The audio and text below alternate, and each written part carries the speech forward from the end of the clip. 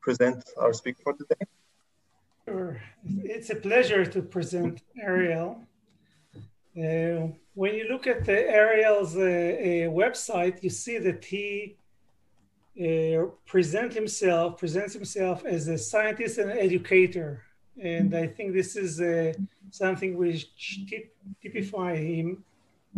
He goes and he excel in both paths, both as a scientist, as a geochemist, with a breathtaking scope of his research, going all the way from studying, the deep time history of oxygen on Earth and essential elements, all the way to uptake and release of metals from human bones, helping NASA to study what is going to happen to astronauts who spend too much time in space and what's going to happen to their bones. So maybe there is some connection there. And he is also a faculty member in 4 different departments or organizations within the Arizona State University. First of all, Earth and Space Exploration. Then he is a member of the School of Molecular Sciences, Global Institute of Sustainability, and the Center for Education Through Exploration. So it's and also well accomplished in all 4 directions. So without any further ado, Ariel, I'm happy. Thank you. Well, that's flattering. It's nice to be with you remotely, even if we can't be together physically. I was joking with my family that I'm visiting Israel this morning, so that's it would be nice to visit in person again.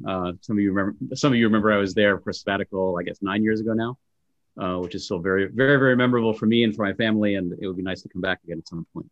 And thank you for the overly flattering introduction, since you guys, some of you know me for a long time. I've known Yigal since I was a graduate student, so there's the story you tell when you're introduced, and then there's the reality behind it. And Yigal and Alan, who knew me back when I was a graduate student, and some others, know the reality behind the hype. So, thank you. It's flattering, but let's talk science. So what I'm going to do today is give you a overview.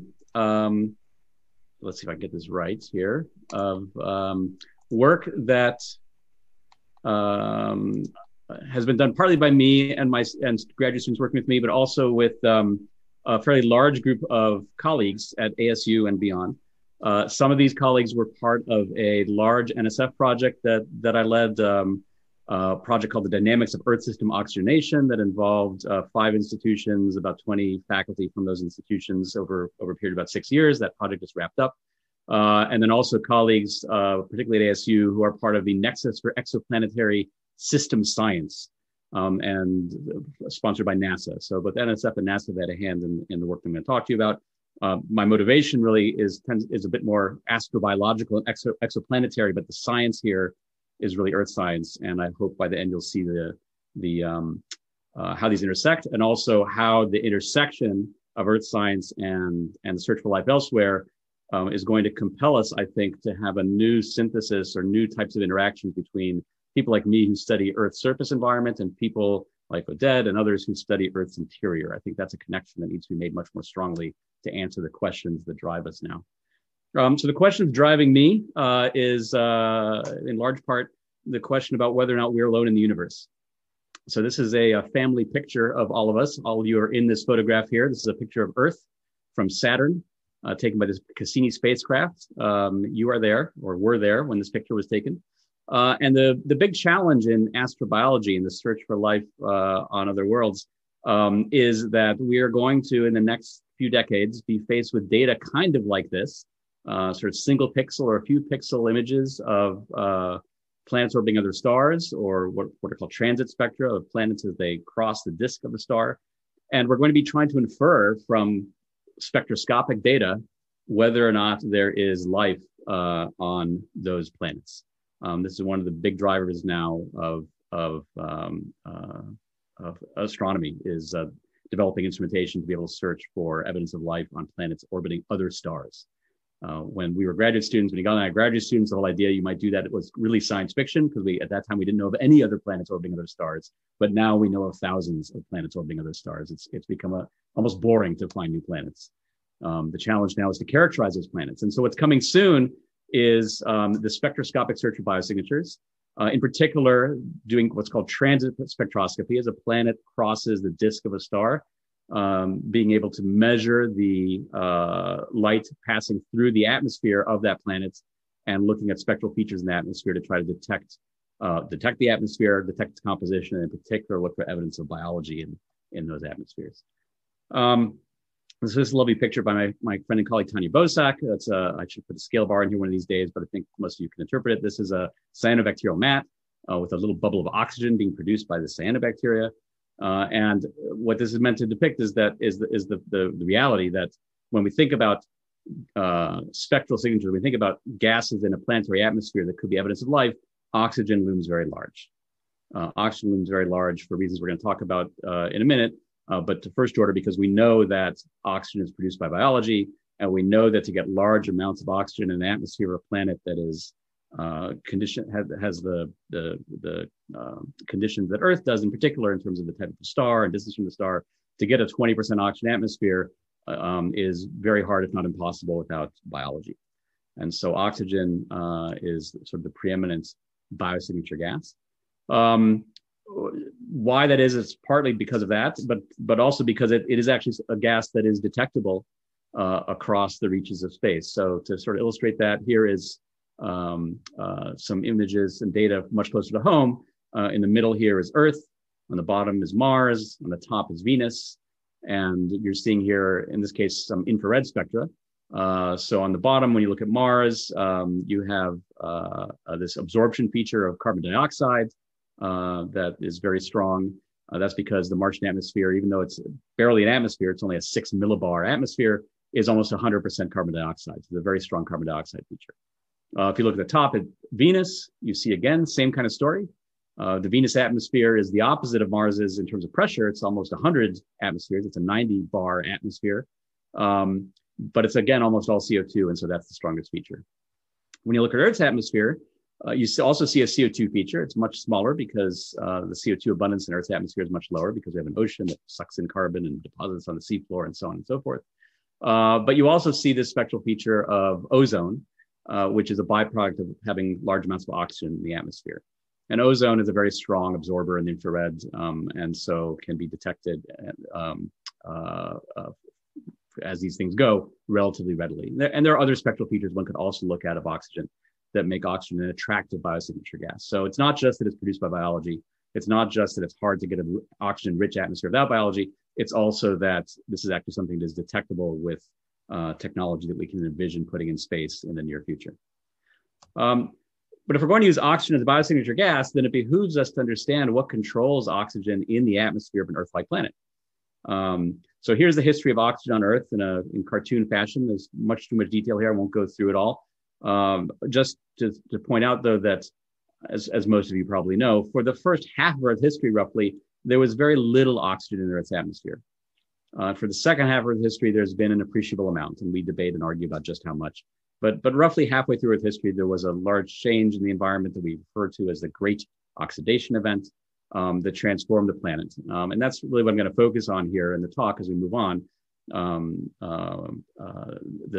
Great Oxidation Event and the events leading up to it, and what some of the cutting edge science is and how it pertains to our topic. From a standpoint of detecting life on other worlds, if you imagine an Earth-like world elsewhere orbiting another star and ask yourself, well, when would life have been detectable? You know, what you find, just thinking through this, is that for the first half of Earth history, for the first half of the history of that planet, if it was like Earth, life on that planet would be undetectable by using oxygen. For most of the rest of the time, it would have been barely detectable. And it's really only the last 500 million years, really only the last 10% of that, the life, the most recent 10% of life of that planet, if it's like Earth, that really oxygen would have been a really usable biosignature gas. And so this is by way of saying that, we really want to understand then what controls oxygen in the atmosphere of a planet, because we don't want to spend a lot of time staring at planets that we think could harbor life, but where it turns out if we understood things well enough, we would say with hindsight, oh, we shouldn't have wasted our time on that one, because even if there is life, and even if it is producing oxygen, it's not going to be detectable. So we'd like to understand if we could make some kind of predictions of that sort. And I should stress here that what most of us think, and I'm going to talk about this at length, is that oxygen was probably being produced in the environment well before the Great Oxidation Event. Even after the Great Oxidation Event, oxygen was a kind of unreliable as a biosignature gas because abundances weren't that high. But even before that Great Oxidation Event, we think there were whiffs of oxygen in the environment because of production of O2 by biology. So oxygen was probably being produced by biology. I'm going to go into this in some detail. Through much of Earth history, probably through most of Earth history, there was probably oxygenic photosynthesis happening, but it was probably not letting oxygen rise to the level that it was detectable, would be detectable as a biosignature gas.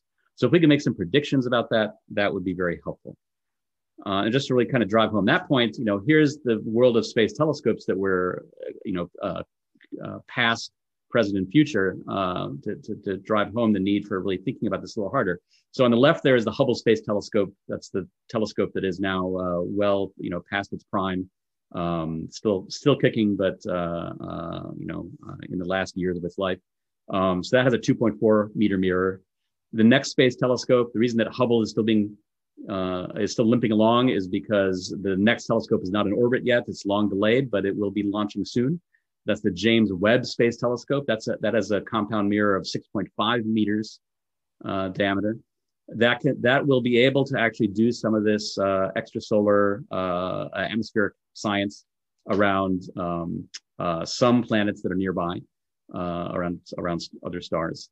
But the frontier, which is coming in the next couple decades, 3 decades, is our observatories like the LUVOIR telescope on the right here. So 16 meters across, designed explicitly with the idea of trying to do this kind of astrobiological research, of exoplanetary atmospheric research. Right, so we're going to spend a lot of money putting things like that in space, and observing time is going to be precious. There are thousands upon thousands of exoplanets that we could be looking at. We aren't going to be able to look at them all. To do spectroscopy on any one of them is going to take a lot of observing time. So we want to pick our shots carefully. We don't want to end up wasting our time focusing on planets looking for oxygen in their atmospheres that if we only knew more and had better theory and better understanding, we wouldn't have bothered because the conditions aren't right for oxygen to accumulate. So I want to, by the end of the talk, hopefully you'll understand what I mean by all that. So I want to talk about what has controlled oxygen through time in Earth history and what some of the latest research and thinking is that's emerging from these projects that I've been involved in. So the simplest thing we can think about is to think about the rise of oxygen in Earth's atmosphere as a function of a balance between sources, production of oxygen, and sinks, the consumption of oxygen. And so we're going to kind of walk through this as a framework. We're going to focus first on sources. Here we go. So sources, of course, is oxygenic photosynthesis. And some questions that immediately emerge is, well, we'd like to know, I've already told you that I think this is the case, but I'll walk you through the evidence. Did biological oxygen production significantly predate the Great Oxidation Event? So how far back does oxygen production go? If it did predate the oxidation event, then what kept it from rising? What were the controls? And what are the implications of that understanding for astrobiology? So that's kind of the structure of what we're going to walk through in the next half hour or so. So we're going to first start here with, did biological oxygen production significantly predate the Great Oxidation Event? How ancient is oxygen production on Earth? So when I was an undergraduate and a graduate student, like many of you, I grew up with a particular view of the world that I'm going to tease ahead here and say that I think this actually is the right view of the world, but it went out of fashion for a while. And that view of the world was strongly shaped by stromatolites and banded iron formations, and it was articulated very nicely by Crested Cloud, in particular in writings of his.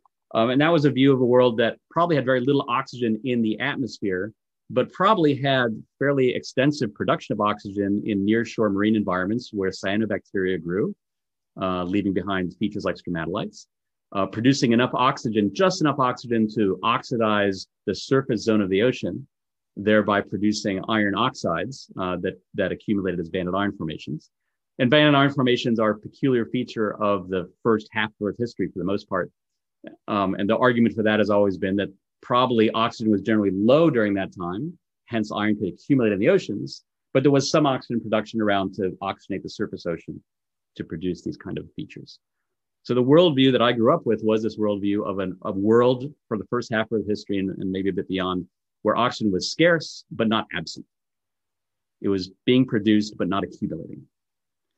And that fell out of favor for a number of years. What I'm going to try to show you, and because none of those iron lines of evidence are ironclad, there are other ways to make banded iron formations.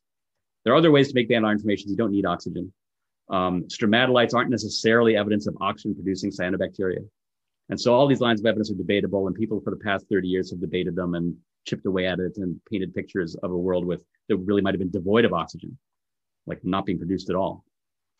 What's happened in the last 10, almost 20 years now, is a resurgence of novel research, particularly using inorganic proxies. And I'm going to focus in particular on molybdenum, which is my hobby horse, as some of you know. So molybdenum element 42. If you've read Hitchhiker's Guide to the Galaxy, you know that 42 is the answer to the question, life, the universe, what's the meaning of life, the universe, and everything. So, of course, it's the element we want to look at. The real reason that we want to look at it as geochemists is because molybdenum's geochemistry is very sensitive to environmental redox conditions. And in particular today, when oxygen is present in abundance, we have this very nice cycling of molybdenum in the environment, whereby molybdenum that is locked up into sulfides and igneous rocks, that's one of the primary carriers of molybdenum in primary igneous rocks, that molybdenum gets released to the weathering environment during oxidative weathering of molybdenum-bearing sulfides. If you have oxygen around, you have oxidative weathering. The molybdenum gets released, gets into the river systems, gets into the oceans, and accumulates in the oceans. Today, molybdenum, in today's oxidized environment, molybdenum is actually the most abundant transition metal in the oceans. It's very scarce, but transition metals in general are scarce in the oceans. Molybdenum is the most abundant of them. And then it gets removed from seawater in environments, in particular into environments that are euxinic, that have high hydrogen sulfides, like the Black Sea, Cariaco Basin, places like that. So molybdenum has this nice property that its abundance in the weathering regime depends strongly on the presence of oxygen, and then it can be sampled in locations where oxygen is scarce. Those are good sinks for molybdenum.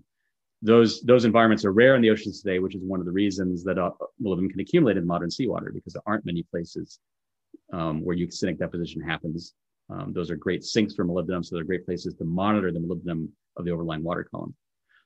In a world where oxygen is rare, very little of this happens, or none of this happens very vigorously. Molybdenum stays locked up in your igneous rocks. It does not get released into the weathering environment. It does not accumulate in seawater, and it will not show up in sediments accumulating under euxinic environments, because if it's not in the water column, it's not going to be in the sediments.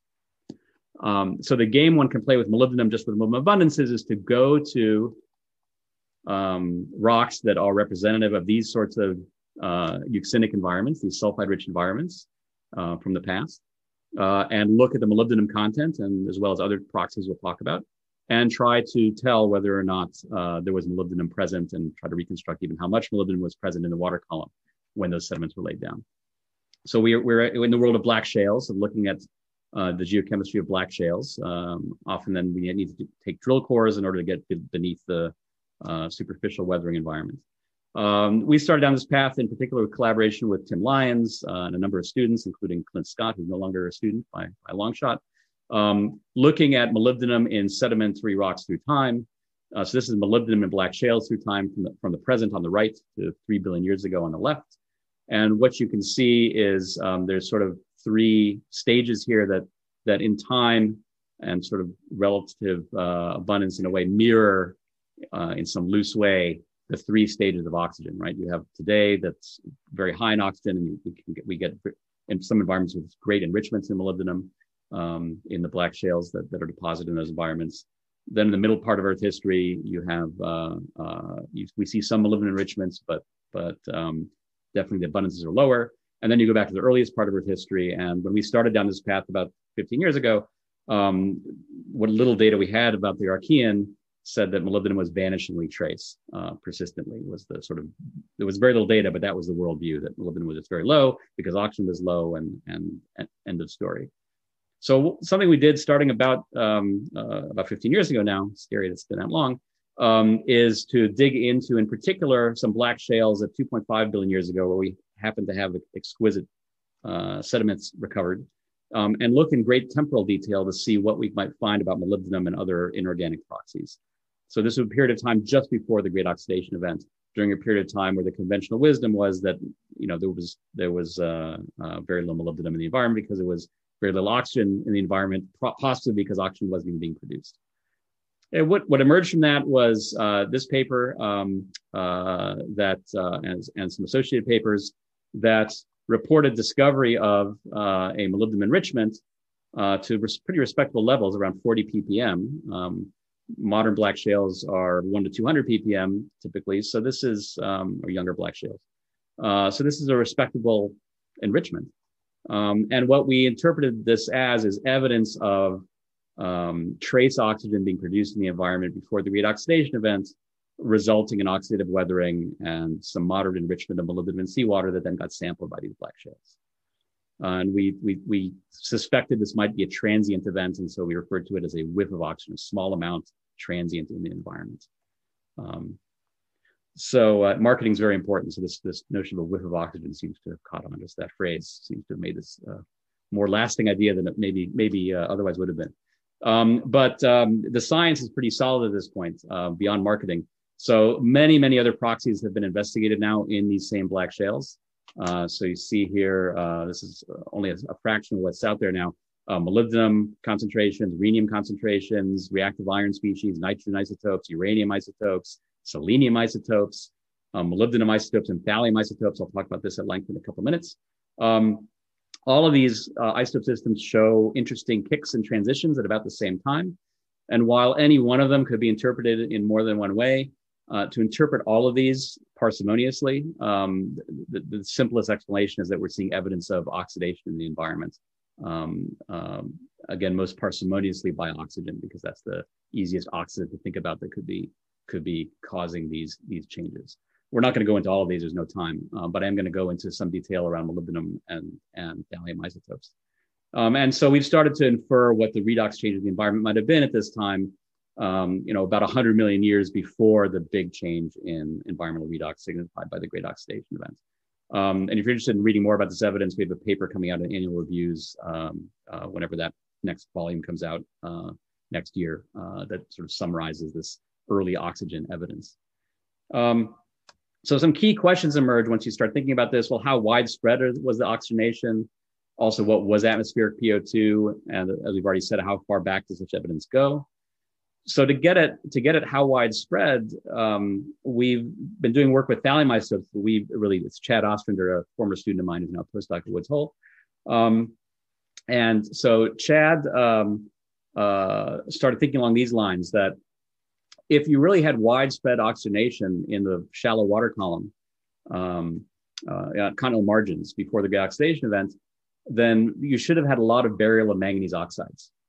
That as you start to oxygenate the nearshore environments, you start to make it possible to accumulate manganese oxides in sediments. So there's just a schematic showing you here. If you have no oxygen penetration below the sediment water interface, you're just going to have constant cycling of manganese. But if you have enough oxygen to penetrate the sediment water interface, you can actually preserve manganese oxides in those sediments. Now that's interesting. Why are we talking about manganese? Because it turns out that both molybdenum and thallium isotopes are fractionated during adsorption onto manganese oxide, something that some of you have worked on. Alan and Yuri certainly have worked on this. And so well known for molybdenum, it also turns out to be true for thallium. What's interesting is that molybdenum and thallium isotopes fractioned in opposite directions. So under oxic conditions, when you accumulate manganese oxides, lighter molybdenum isotopes get preferentially sequestered into manganese oxides, but heavy thallium isotopes get preferentially sequestered. And this is pretty well established at this point. So that leaves the overlying water column enriched in heavy molybdenum isotopes and light thallium isotopes. And when that seawater that is enriched in that complementary way in those isotopes ends up making its way into euxinic environments that can sample molybdenum and thallium, you end up recording that signature you transfer that seawater signature that is caused by the deposition of manganese oxide, you end up transferring it into black shales or euxinic sediments that then turn into black shales, and we can sample that there. So Chad had this idea that, we should look at thallium and molybdenum isotopes together. And if we see them co-vary in complementary directions, that would be a pretty strong indication that what's causing the variations in the isotope systems is not some post-depositional thing or some other complication, but is probably indeed manganese oxide. So you've got to explain both those isotope systems, and this is the simplest way to explain both those systems moving in concert. Right. So he made this prediction that if we go to the Mount McRae Shale, this whiff of oxygen section, and look at molybdenum and thallium isotopes, we should see something that looks like this. And he was motivated to this because we already had the molybdenum data. We've had those for years. We saw a shift towards positive molybdenum isotope values, which we wanted to interpret as evidence of manganese oxide deposition, but there are other possible interpretations. And so Chad's idea was, let's use thallium isotopes to try to eliminate that ambiguity. And so he went and working with Sune Nielsen and Jeremy Owens at Woods Hole at the time. So Chad was a student with us, but he did some summer work at Woods Hole. This was a summer project that turned into a large part of his PhD dissertation. He went and measured then both molybdenum isotope. Well, he had the molybdenum data, but he measured thallium isotopes to put alongside the molybdenum isotope data. And what you can see is there is this fairly nicely developed anti-correlation of these two isotope systems. They're indeed behaving the way Chad would have predicted, that as the molybdenum isotopes go heavy, the thallium isotopes go light. And then there's some interesting texture here that we won't go into, but Chad goes into in his paper, and we go into in the review paper. There's some interesting texture to suggest some evolution of seawater over time, at least in this basin, as of going back and forth here between oxygenated and less oxygenated. So we look at this data, right? So we have data like this and other sorts of inorganic proxies that, in a sense, when we interpret them, give us back this world that Preston Clouds and others gave us when some of us didn't have gray hair, of a world that looks like this, right? Where you have cyanobacterial blooms in the nearshore environment producing oxygen, creating continental margins that may have been oxygenated all the way down to the sediment water interface persistently over large regions. To get this thallium signature, I should add, to get it, we're talking about regional sorts of things. We're not talking about just a very localized effect.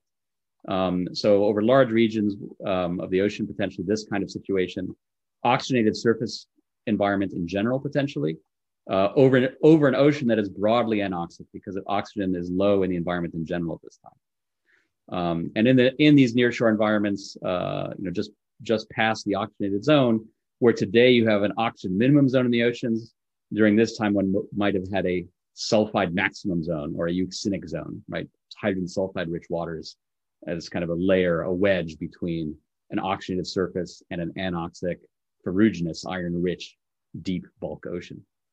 And so what the picture that's painted is that maybe this wasn't persistent throughout the Archean, but there were episodes. There were long-lived, for millions of years, episodes where you would have, for various reasons that we could wave our hands about, blooms of cyanobacteria that were persisted for long periods of time, injecting oxygen in the environment, causing this kind of situation, leading to the signatures that we see, and creating evidence that we now look at as whiffs, quote unquote, of oxygen.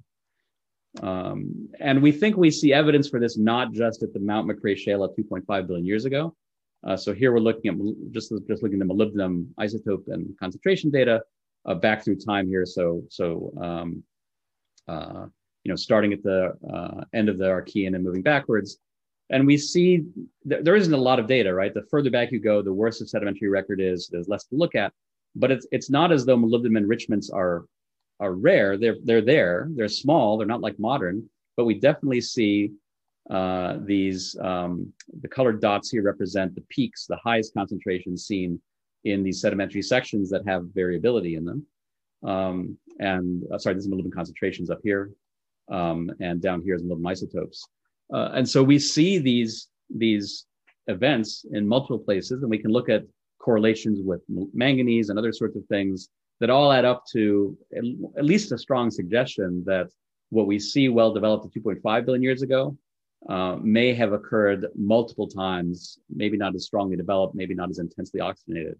But this notion that whiffs of oxygen may have been a common feature of the Archean is something that we think is at least a reasonable hypothesis that we're trying to advance So in that review paper, we refer to Archean oxygenation episodes or events. So AOEs, kind of by analogy with the more recent OAEs, right? Ocean anoxic events. So we argued that there were Archean oxic events or oxygenation events, and that the record starts to record this sort of thing. How much oxygen do you need to create such an event? Well, probably not all that much. So we've started to do some modeling. Another student working with me, now a postdoc at University of Chicago, Alicia Johnson, working with Steve Romaniello in my group, developed some simple-minded modeling, but somewhat sophisticated. I don't want to trivialize it. So modeling, looking at how much oxygen do you need to get a particular molybdenum enrichment signature in the oceans. And there's a lot of variables here, but one can start to place some limits and constraints. The key to doing this is to have some idea of how oxygen in the atmosphere relates to weathering rate of sulfides.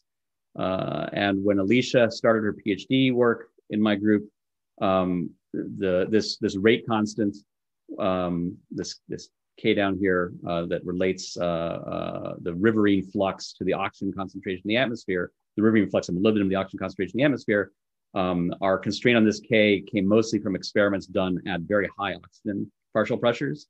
And so her PhD dissertation involved doing sort of exquisitely difficult experiments in collaboration with Don Canfield and others to do experimental work at very low, at sort of ppm level O2 concentrations, to do these sulfide oxidation experiments to try to constrain what that rate was. I'm not going to walk through this data. This is just sort of representative data here showing you rates of, in this case, molybdenite oxidation versus atmospheric oxygen, and showing, this is down into the ppm level of O2s where these experiments were done. And what emerged from this is some very nice rate constant data that nicely confirmed what people had assumed, but nobody really knew, that you could sort of linearly extrapolate experimental data from higher oxygen concentrations down to these low ppm levels. There was some controversy in the literature about whether you could do that. There were some people who argued that you couldn't take a linear extrapolation. It turns out it's okay, you can do that. Alicia proved that very nicely in a paper in GCA last year. With that in hand, now you can start to constrain these models. And so you can ask yourself, you can build models of river flux of molybdenum versus oxygen in the atmosphere, with the relationship being some more sophisticated modeling. And you can develop curves like this and convince yourself that it's at least a plausible case that you can get the river flux of molybdenum needed to satisfy the ocean mass balance as represented by concentration and isotope measurements that we make in ancient sediments. You can satisfy those mass balance requirements through a river flux that's realized by ppm or even sub ppm concentrations of oxygen in the atmosphere. You don't need much, message being, you don't need much oxygen to weather sulfides enough to get enough molybdenum in the oceans to get the signatures that we see. So these WIFs really could be small WIFs. And for those of you who are aware of sulfur isotopes in the atmosphere and that whole myth story, which I don't talk about here, but for those of you who are aware of that, these oxygen levels are low enough that they don't violate any of the constraints coming from the myth sulfur story. So it all kind of hangs together. So WIFs of oxygen in the Archean we think are a real thing, or at least a very plausible thing, consistent with the evidence. They don't violate the evidence that we have that oxygen couldn't have been too high. So we would argue then that there is at least a strong case to make. It's not ironclad, it's the Archean, nothing's ironclad, except Bantock formations are ironclad, literally. Bad dad joke there. So it's not ironclad, but I think it's a strong case to make that oxygen was probably present in the environment before the Great Oxidation Event, potentially a billion years before the Great Oxidation Event. The simplest thing to argue is that biology was producing it. That's the sort of uniformitarian argument to make. So if that's the case, then what kept oxygen from rising? So let's turn from sources to sinks. So when we think about sinks on geologic timescales, let's get past the net production of oxygen, right? There is, of course, this big sink of every mole of oxygen that's produced today. Most of it gets consumed very rapidly by respiration. But over geologic time, let's look at the net oxygen production. The net oxygen production is balanced by consumption of oxygen by continental weathering, by reaction with submarine volcanic acid and submarine weathering, and reaction with volcanic gases and metamorphic gases that are subaerial. And so one can take that equation we had before and build up a version of it like this, where here are the source terms. This is the net biological production of oxygen. This is something we haven't talked about, the net production of oxygen due to escape of hydrogen at the top of the atmosphere, which we know happens. So those production terms are balanced against the consumption of oxygen by reaction with volcanic gases, metamorphic gases, and weathering. So this is the way it's typically depicted. This is a very nice review chapter by Dave Catling a few years ago. This is the way it's usually depicted. And notice that once you get beneath, the interface with the atmosphere, it's just like just a box, right? That we who work in the atmosphere don't think much about the mantle. It's just this place that delivers fluxes to us. That's it, right? We don't think about it much more than that. And this cartoon kind of epitomizes that. But what is the strength of that sink? And the strength of that sink depends on solid earth processes. And there's been a whole bunch of papers that have come out in recent years that try to make the link, try to make various sorts of arguments that changes in the solid earth, what was going on with the solid earth, affected the sinks for oxygen and thereby had an impact on oxygen in the atmosphere. What we decided to do is to go a little bit back to my PhD mentor and somebody that many of you knew as well. He spent time at Hebrew University, Dick Holland, late Dick Holland, who always wanted the cause of the great oxidation event to be from the mantle, and wrote this very nice paper, one of his last papers, where he argued that the required increase in FO2 of volcanic gases to explain the great oxidation event is less than 0.5 log units, right? And that he argued in 2002, the variation of this magnitude is not strictly ruled out by existing data because the error bars of the existing data to try to constrain change in mantle FO2 is about 1 log unit. And just to show you that, here's a depiction of those kind of data from a nice review paper from about a decade ago. So here's FO2 calibrated against iron wistite. Here's time. It's kind of a weird axis. This was a paper that's trying to look at the very earliest events in Earth history. So, here's the great oxidation events, and then we greatly magnify the very earliest events in Earth history here. First tens and hundreds of millions of years. So this paper was trying to point out that, there was a very early mantle oxidation event when the core formed, right? The mantle FO2 goes way up when you take all that iron metal and put it in the core. And after that, there have been efforts by looking at chemistry of zircons, chemistry of basalts and arc magmas to try to constrain FO2, really difficult landmark studies by John Delano and Keneal and Lee and Dustin Trail. And so they constrained FO2, post that great mantle oxidation event, as depicted by these boxes. The heights of these boxes are basically the error bars on those determinations. And they're all about 1 log unit, right? And Dick's argument from his modeling was that, well, you only need about half a log unit change, secular change over this time to pop the atmosphere from reducing to oxidizing. And so he argued we need better constraints. And so one of the things we did in this big NSF study, this was in Igor Puchtel's lab at Maryland, work led by Willie Nicholas, who's now looking for a job if you're looking for somebody who's a good analyst and solid earth geochemist. Willie did this very nice work looking at vanadium partitioning between olivine and liquid and komatiites.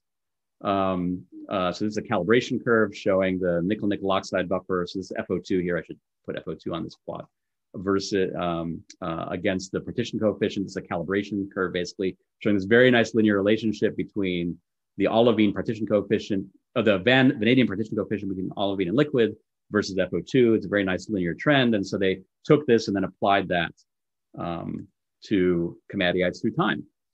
And this is the kind of data that they came up with and published about a year ago in GCA. So here's time. Here's FO2 again, now in FMQ buffer. What you're seeing here is what looks like a secular trend in mantle FO2 of the source region of komatiites. At least that's one way to interpret this.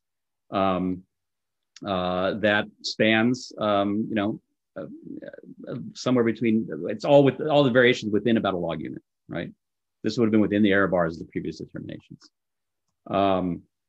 We weren't the first to do this, or really wasn't the first to do this. There was a paper a few years ago by Albach and Stanyo that did something kind of similar, looking at vanadium to scandium partitioning vanadium to scandium ratios rather in basalts through time, and also reported a secular trend, which they also translated into a secular trend in change in mantle FO2, upper mantle FO2. And so one can take those kind of data and try to build a model. I'll just whip through this here. That tries to predict a parameter that we call K-oxy. So K-oxy is the balance between oxygen sources on the one hand, and on the other hand, in the denominator, the rapid reacting oxygen sinks, which are reacting with volcanic gases and with metamorphic gases. And so the ratio of these is an indicator of whether the atmosphere will be oxic or reducing. So if K-oxy is bigger than 1, then oxygen sources overwhelm sinks and oxygen should rise. If K-oxy is less than 1, then the opposite. So this is a framework that Dave Catling has developed a number of years ago. And so at the end of this NSF project, Shintaro Kadoya, who's a postdoc working with Dave Catling, put together the mantle redox trend data together with atmospheric model of Dave Catling to predict how this oxygenation parameter changed over time.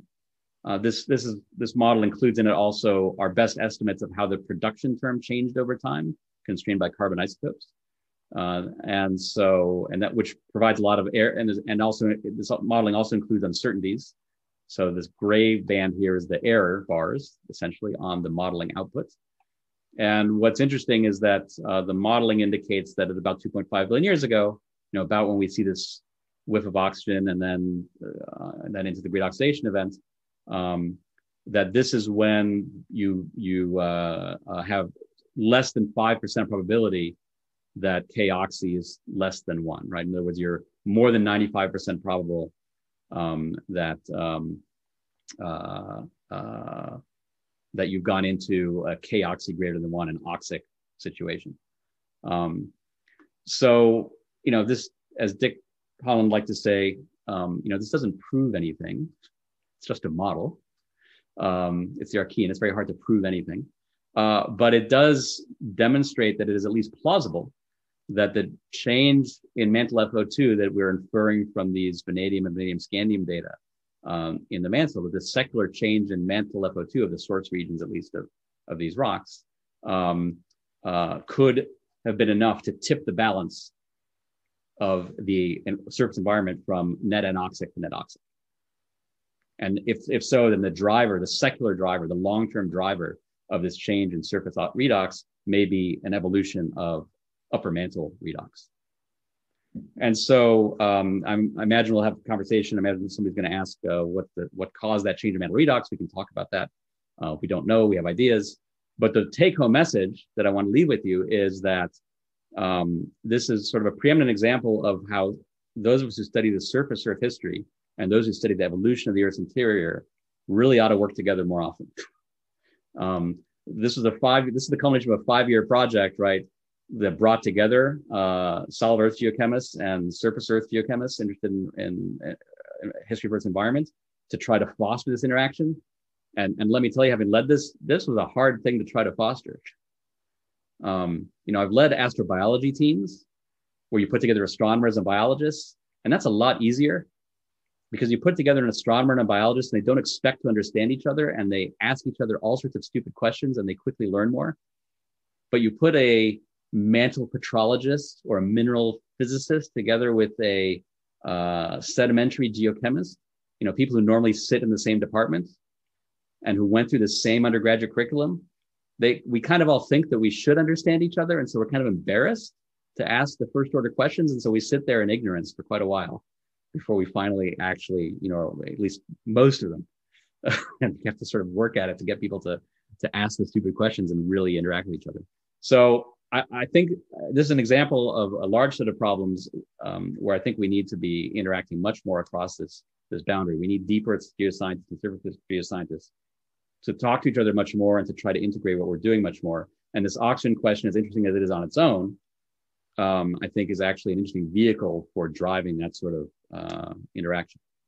And let me just close then with what are the implications for astrobiology, which is what we started with. So So let's ask them simple first order questions that our astronomy friends are starting to ask. It's taken them a while, but they're starting to ask these sorts of questions. Let's imagine we have Earth on the one hand, that we don't have to imagine. We know it exists. Let's imagine a hypothetical exoplanet on the right-hand side that is nominally habitable. Habitable, by the definition of habitable, means it's the right distance from its star and the right size that it could host liquid water at its surface. It's big enough to have an atmosphere, so you get some pressure so water won't sublimate.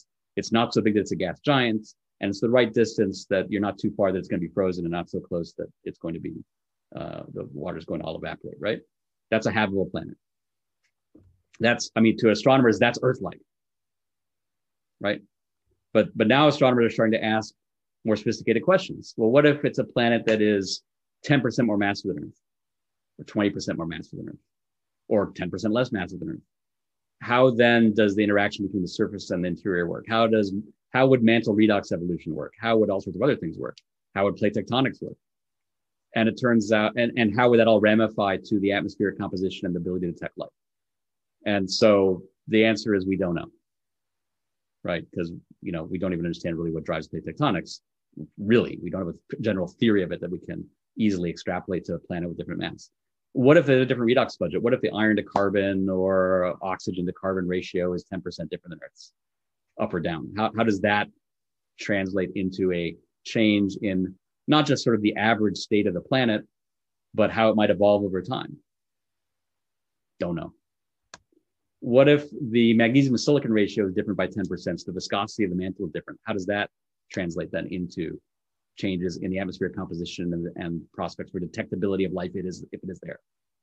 Don't know. Again, because we don't have a first principles understanding of how the Earth works well enough to do this. Different volatile budget, same thing. All these things we can wave our hands, and some people have, and come up with ideas, but in terms of a real quantifiable theory that gives us confidence that we can make these kind of predictions, we don't know. And so, it may well be that there are planets out there that if we measure the composition of the star and we understand its iron to carbon ratio, or its iron to oxygen to carbon ratio, or its magnesium to silicon ratio, and we put it through the models that don't exist right now of planet formation that allow us to infer something about what that Earth-like planet is like in terms of its bulk composition. If we had the right models, we could predict that. If we had the right models, then we could predict what the evolution of its mantle and its surface, its crust and its surface mantle interactions might be. We might be able to predict then. In fact, I bet we would be able to predict that many of these planets, even if they host life, and even if that life produces oxygen, even if that life produces lots of oxygen, it's never going to accumulate in the atmosphere because the conditions at the surface are such, the conditions of the interior are such that oxygen will never build up in the atmosphere. And if we could make those a priori predictions, we could probably throw away a lot of planets as candidates for searching for oxygen and save ourselves a lot of headache, right? My fear is we're going to spend a lot of time looking for evidence of life and not find it, and think that we've learned something, when in retrospect, we'll say, oh, well, we wasted a lot of time looking at planets where the particular evidence we're looking for would never have been visible anyway, if only we'd been a little bit smarter about how planets work. And the astronomers are only starting to get smart about how planets work, and it's only starting to ask us these questions. We're supposed to be smart about how planets work, and we are pretty smart about how the Earth works, but we're not quite smart enough yet to generalize. And so this is a challenge for Earth science. So again, I think we surface and deep Earth geoscientists need to be talking to each other. We need to also be talking with our astronomy friends to understand what are the variables that they know are very out there that we might want to then apply to thinking about alternative versions of Earth and ask to drive ourselves. I mean, this gets us into new realms of mineral physics, into new realms of tectonics. It forces us to ask some of the questions that right now we can get by parameterizing the Earth, and say, well, no, we really need a first principles understanding, because on these other worlds, the variables are different enough that our parameterized models won't work. And so I'll close with this sort of vision, plea, fantasy, right? A few hundred years ago, James Hutton wrote Theory of the Earth, Volume 1. Then a few decades ago, Don Anderson, had the temerity to take that title and write another book that he called Theory of the Earth that really wasn't so much a theory as a description. What we really need going forward is we actually need to write a book somehow, book in quotes, as a community we need to develop a theory of Earths. We need to develop a generalized theory of how an Earth-like planet works, that at least of how a non-biological planet works, one that doesn't have life, because that becomes the benchmark, an entire framework for thinking about how a planet that has life might work, and that becomes the comparative thing. So with that, I'm happy to stop and take questions. And I see I did leave a little bit of time, so that's good. Thanks. Thank you, Ariel, for a great talk. I really enjoyed it. I bet the rest of us did too. Yigal, do you want to handle the questions? Because I have a couple. Only a couple. Okay, go ahead. Because I know it wasn't that clear. No, it was very clear. Go ahead. Okay, so I'll start. So first, I wonder about the data you showed us from the black shells. How extensive? I mean, you look at this data, and in your model, you said, okay, it must be the levels of oxygen on Earth are rising, but can't it be some local oxidative weathering events, like production of oxygen, leaching of and fractionation of molybdenum locally? I think at least in the Mount McRae Shale at 2.5 billion years ago, where we have enough rocks and enough different analyses converging, I don't see how you reconcile all these different proxies to just some local thing. Now, maybe it's a basin scale thing, but even then, okay.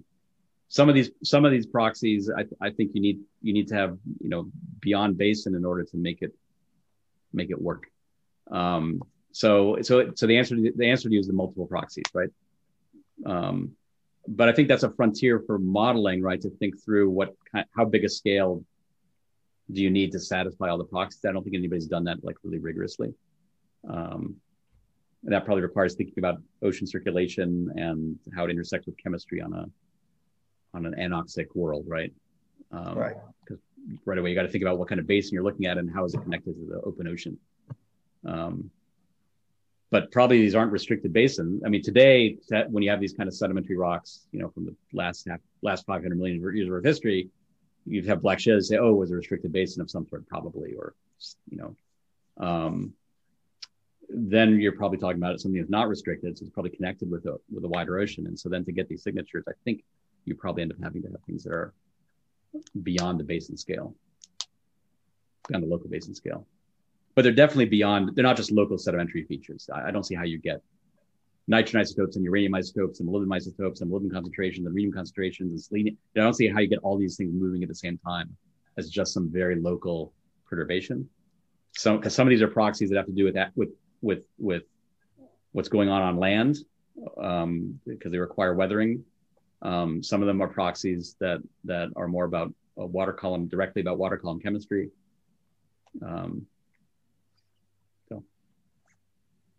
Thank you.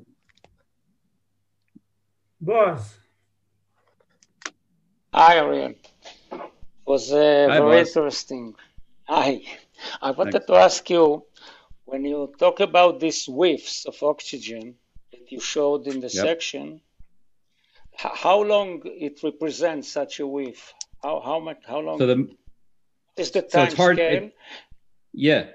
It's a little hard to tell, of course, but the Mount McRae Shale, that the portion where we see the molybdenum enrichment is around 15 million years, we think. So that whole section is about that length of time, we think. That's based on the error bars on the rhenium osmium, the ages that we get from those cores. So what area of, let's say, you need microbial mats or something to get such a whiff going on for something like 15 million years? And then what it is something in the evolution of the microbial mats, they go and die and go and up and down, and what it is?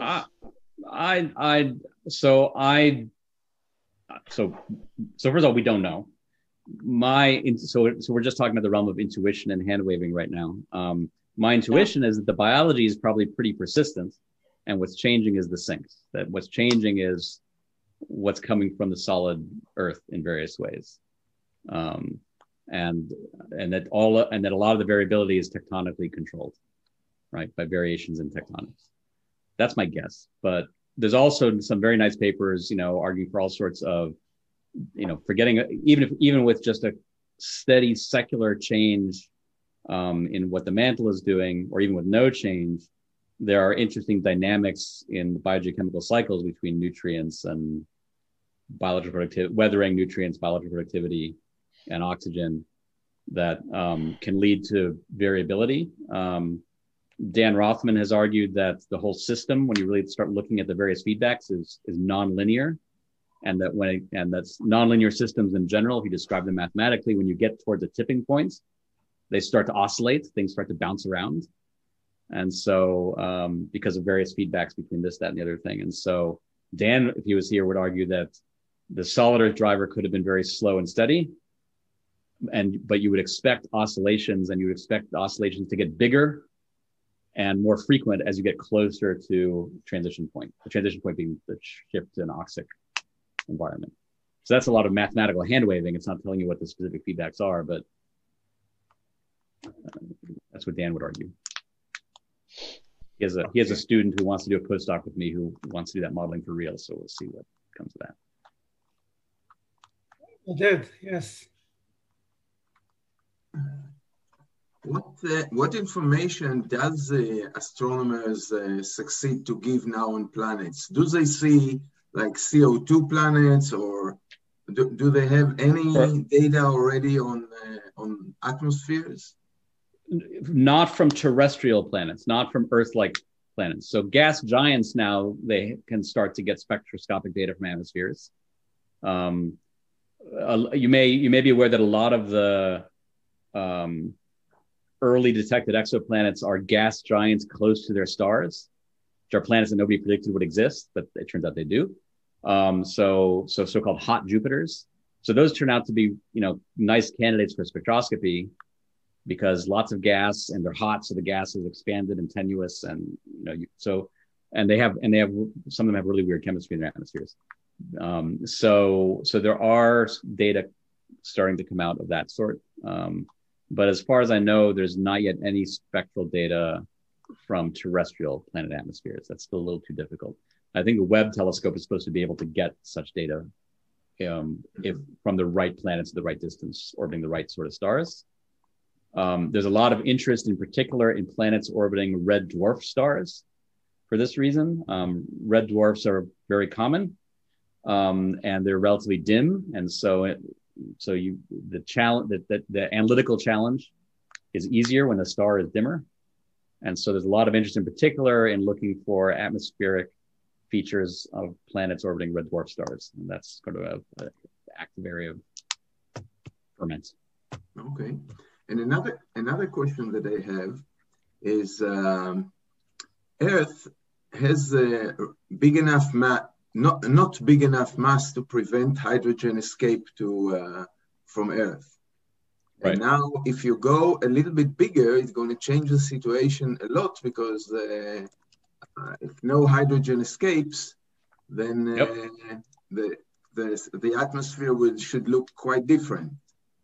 Yeah, so it's an open question just how important hydrogen escape is. As you might know, Dave Catling and Kevin Zonley have argued for a long time that it's a very important process driving this sort of secular oxidation of terrestrial planets in general. They look at Earth and Mars and Venus and say, look, these are all very oxidized worlds. And why are they oxidized? Because they've lost all their hydrogen, right?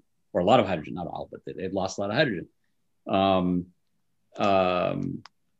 Quantifying that and convincing yourself that that is the driver of something like the Great Oxidation Event is a harder argument. But you're absolutely right that a planet that's bigger than Earth is going to have a slower hydrogen escape rate, and that will affect the story. So if you're going to model an exoplanetary atmosphere, you've got to think about that. If you want to model its evolution, you've got to think about that. Yeah. Okay. Any more questions? So I have a question for you, Ariel. If we look at your last slide, and it takes me back to good old Lovelock and his, his attempts back in the 70s, I think, to basically recognize life-sustaining planet by looking at I would call it contradictions, where you have coexisting disequilibrium atmospheres. Disequilibrium, yes, exactly. Yeah. So this might be something that you can generalize this when in a world which has different iron to carbon ratios or different mass or so forth and so on. You still can do some predictions about what are the combinations which are. Well, so certainly oxidative photosynthesis, right? When biology figures out how to take energy and make oxygen, it produces wild disequilibrium in the atmosphere, right? Lovelock's ideas have been generalized a little bit too much. There are a lot of people out there who have this mantra that life drives disequilibrium, which is actually not right? It's true of oxidative photosynthesis, but in general, what life does is it catalyzes the approach to equilibrium. It lives off of chemical gradients, right? That it drives towards equilibrium. That's what chemoautotrophs do, right? It's a very special thing about oxygen producing life that it drives disequilibrium. So you're right. That is, in a sense, when we're looking for oxygen in the planetary atmosphere, we're looking for evidence of disequilibrium. There is one caveat to that, which is that photochemistry also drives disequilibrium. And so if you have a planet that is very water rich, that is an ocean planet, and it's close to its star, you can actually drive production of lots of oxygen by photolysis of water in the atmosphere and produce. But we can rule that out, right? We know that we can know in advance what by knowing a planet's size and its distance from a star and whether or not it has water, we can model that and predict whether or not it will be the case. But you're generally right. Disequilibrium is part of what you're looking for. All right. Any more questions? Okay. So thank you, Ariel. And my pleasure. Toda rabah. Have a nice day. You're starting now. Yeah. Bye Thank you. bye. Uri, thank you. Bye. Thank you for the invitation. No, it's lovely. Yeah, thanks for accepting me. Thanks. Bye. Bye.